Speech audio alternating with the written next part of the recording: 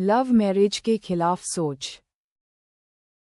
भारत में आज भी लव मैरिज यानी प्रेम विवाह को लेकर समाज में मिली जुली सोच देखने को मिलती है, खासकर ग्रामीण क्षेत्रों में।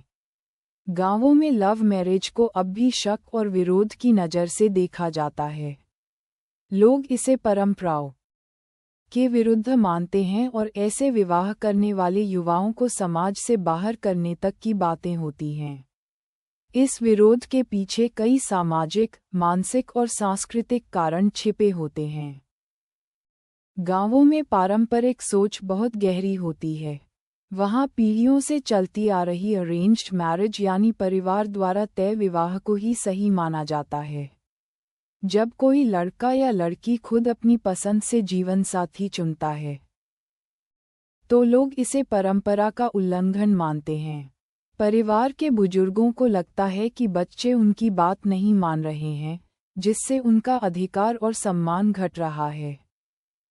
प्रेम विवाह का सबसे ज्यादा विरोध तब होता है जब वह अंतरजातीय या अंतरधार्मिक हो। गांवों में जात पात की जड़ें बहुत मजबूत होती हैं। लोग अपनी जाति में ही विवाह को सम्मानजनक मानते हैं।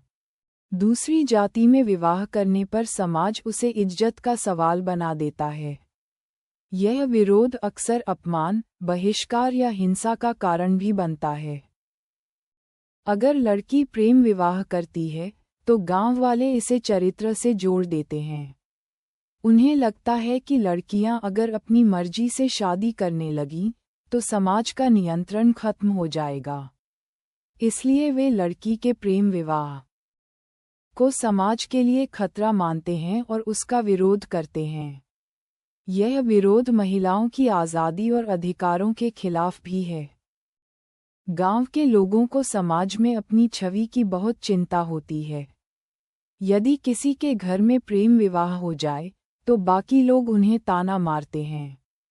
परिवार बदनामी से डरकर अपने ही बच्चों का विरोध करने लगता है, क्योंकि उन्हें लगता है कि समाज उन्हें लव मैरिज को लेकर गांवों में कई गलतफहमियां होती हैं। लोग कहते हैं कि ऐसे विवाह सफल नहीं होते, इससे परिवार टूट जाते हैं, लड़का लड़की बाद में पछताते हैं आदि। इन अफवाहों के कारण लोग प्रेम विवाह से डरते हैं और उसे गलत मानते हैं। लव मैरिज के खिलाफ गांव वालों की सोच परंपरा, इज्जत, जाति और अज्ञानता से जुड़ी हुई है। इसे बदलने के लिए शिक्षा, जागरूकता और संवाद जरूरी है। समाज को ये समझना होगा कि हर व्यक्ति को अपने जीवन का फैसला लेने का हक है, और अगर दो लोग सहमति से विवाह करते हैं, तो उसमें समाज को बाधा नहीं बनना चाहिए।